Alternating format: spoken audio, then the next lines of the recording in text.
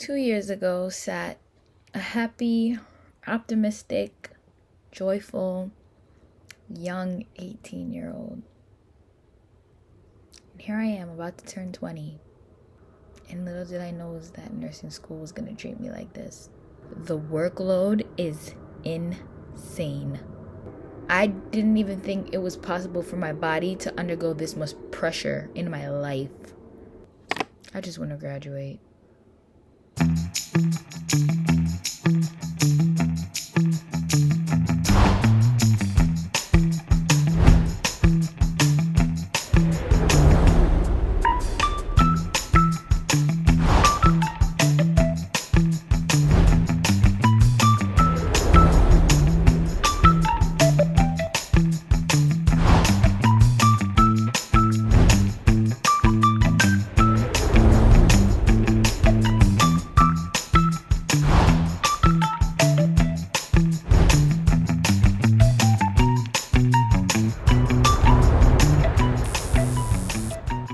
When I first started nursing school, I was very anxious. Like, let me tell you guys, anxiety would have killed me.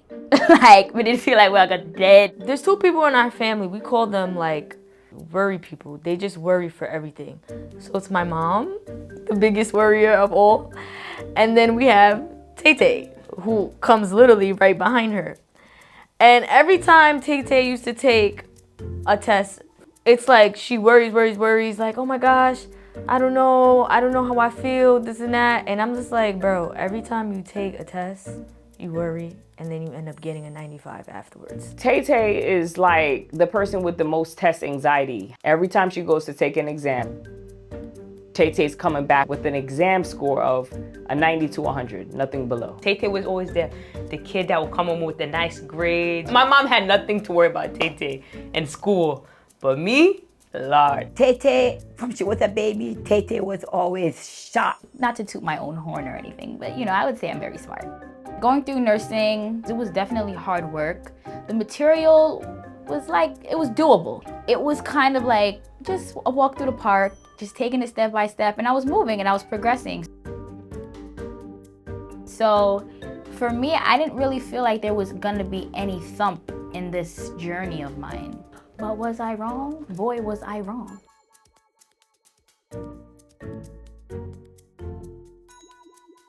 birthday to Tay Tay right now. Tay Tay, happy birthday! It had to be around my birthday, close to around my 21st birthday. A couple weeks before that, I started to notice that I was losing a lot of weight. And I'm like, hold on, I'm a gym girly, okay? I used to be 140 pounds, trying to hit my protein goals, lifting my weights, trying to grow that Bernice booty. During that time, I was practicing a vegan diet, and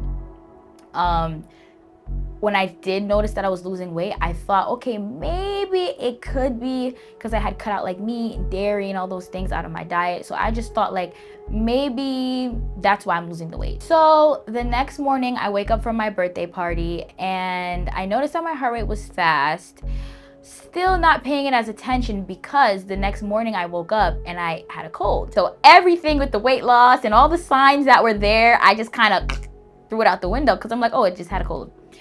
And then I would say I started to notice a cold usually lasts about 7 days. So my cold got better, but I still noticed that my heart rate was still fast. I'm like, okay, now this is pushing 7 days now, and my heart rate has literally not calmed down. It's resting 100 all the time. And I'm like, something in my gut started to tell me something is wrong. When Tay Tay called me and told me her symptoms, at first I wasn't that alarmed. Being that Tay Tay is a worrier, I didn't really think nothing of it because she always worries about everything and then it always works out. So I'm like, oh, she's just worrying again. When she showed me her heart rate, I said a heart rate of 160, not exercising, not running, your heart rate never supposed to rate that high. So I told her, let's go to the emergency room and have it checked out. So I walk into the hospital and the first thing they do is they connect me up to these EKG strips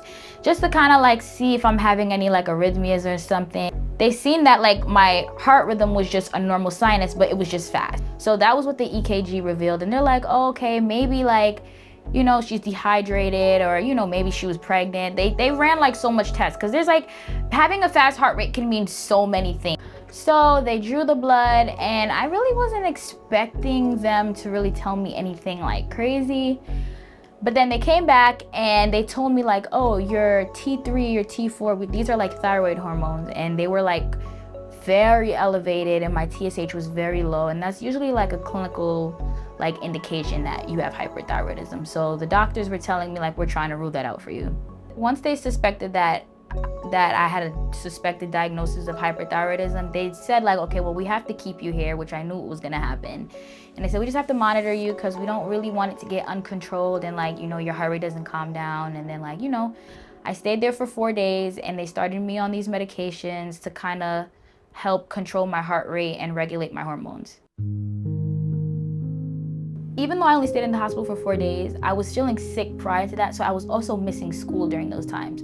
The stress of like my newly diagnosed disease, and then also like trying to figure out how to navigate through the 2 weeks that I missed through school, like the stress was so much. And like my doctors told me like, do not stress. And I'm like, yeah, you're telling a nursing student not to stress? So honestly, I just told my mom like, mommy, like I just want to give up. Like I could just take this semester off and I'll just start back the next semester. I know she was like at the ending of graduating, and at the ending of finishing the semester, I said to her, no, Tiana, you have to keep going. I know you're sick, but you're gonna have to keep going. And what I did, every night, every morning, I would take the Bible and I would go at her bedside or in the living room, and I would pray with her and pray her through. People don't know, but hyperthyroidism has no cure. And it's just managing symptoms. And she was so young, and to deal with it in school when, you know, this is supposed to be the happiest time and the time when she's on her A game. And this kind of hits her off guard. She's not anticipating or even prepared to now go into a fight with her health. It was really heartbreaking because there's not much I can do for her besides hold her hand and make her try to have fun. And I'm like, how can I help her feel better? And the most I could have did was literally just listen to her like complain and cry. Those prayers, sometimes I didn't even have the words. I'm 21, I just turned 21. You know, I'm looking around at all the 21-year-olds around me, and they're outside, they're drinking, they're partying, they're living their 21-year-old lives, you know? And it's like, you trying, like, I was continuing my vegan diet, like, and here I am still a slave to the medication. I told her that even though you're going through this, don't let it hinder you from getting to where you could be.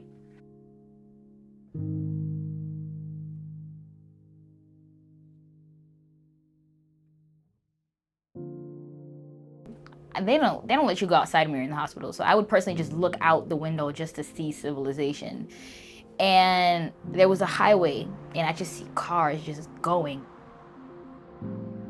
And it's like, I'm just looking out the window, and I just got this revelation that, wow, like, these people are probably going to work. They're probably going to this place, that place, prioritizing this, that, and the third. And little do they know is that we put so much emphasis on the things in our lives, work, jobs, and that moment, school was my everything, trying to finish, you know? All of these things that we put on such a high pedestal in our lives. And here I am in a hospital bed looking out, and I realized that everything that we prioritize in life, it's literally meaningless if you do not have your health intact. And when I started to realize that your health is a blessing from God, before we prioritize jobs, money, all these things, you really need to prioritize God, because that's where the real true blessing comes from. Family, the people that were there for me during that tough time. Some people just forget, and it's easy to just get caught up in the motion of life, and you forget And I just was watching those cars going, and I'm like, little do they know is that when they come onto this side of the spectrum, everything that they're driving to and prioritizing in that moment, it literally doesn't matter. My relationship with God during this time of like battling with school and my health, it was rough. And like my first approach to God was like, God, why? Like, you know I'm so close to finishing school. You know, like I'm right here. Why would you allow this to happen to me right now? And like, part of me was angry. Like I was angry, but I also feel like that was the start to me and God's relationship. I picked up the Bible, I read it, and God told me to read Jeremiah. It was Jeremiah 9:12. And the first thing it said was, who is wise enough to understand all of this? And I was like, I looked up in the heavens. I'm like, God, that's you? Because I was angry. I was praying to God prior to that. Like, you need to meet me here. Nobody has answers for me here. I know you're a healer. I've heard this my whole life, and that, you know, you're a God that is able. So reveal yourself to me.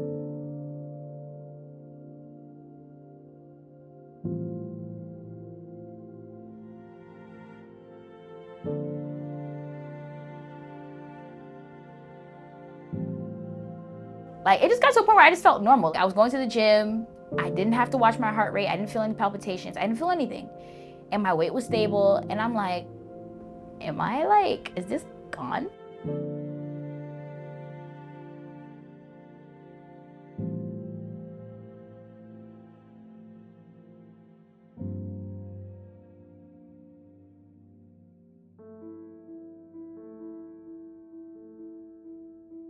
Lo and behold, my endocrinology appointment comes back, and she goes and she draws blood, and she's you know, it's her first time seeing me, so she's trying to ask questions, and I'm like, miss, honestly, I feel fine. Like, she touches my neck, she's like, I don't feel anything enlarged, your thyroid feels fine, you look fine. Like, I can't really see what's going on internally, but you look fine. And I was like, yeah, I mean, I feel fine. Like, I don't feel like anything's wrong.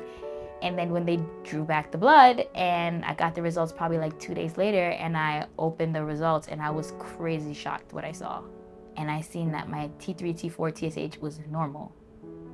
And I was like, I immediately ran into my mom's room crying, like hysterical, like boo-hoo snot. I couldn't even talk. I just had to show my mom the phone. My mom takes the phone and she looks, and my mom just starts praising God. She's like, thank you, Jesus. Thank you, Jesus. Gracie. What? My labs came back normal. Yeah. Chin! My labs came back normal.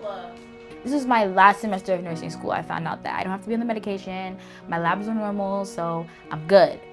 Then, now the only thing I can look forward to now is graduation. Tayana Ruiz. Congratulations, class of 2021. Please remain in your seats as the graduates begin.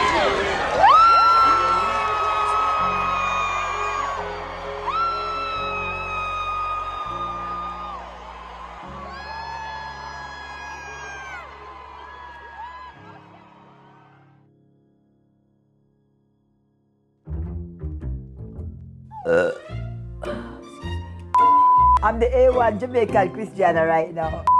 This is a commercial for Stanley. Hi, welcome. This is Stanley. Now, so we're NCLEX is Be serious, Tay Tay.